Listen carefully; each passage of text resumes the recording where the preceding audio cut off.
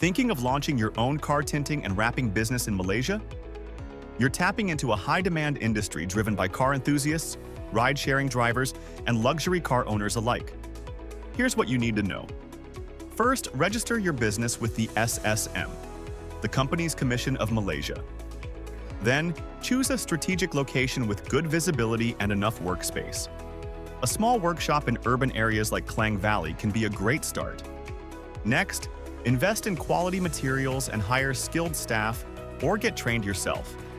Offer value-added services like heat-rejecting tint, custom vinyl designs, and even paint protection film to boost profit margins. Finally, don't forget compliance.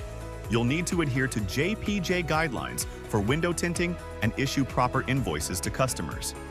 And with 3E Accounting Malaysia by your side, your business setup, licensing, and tax compliance will be hassle-free. Visit 3E Accounting Malaysia today to start your journey with the best business advisory team in Malaysia.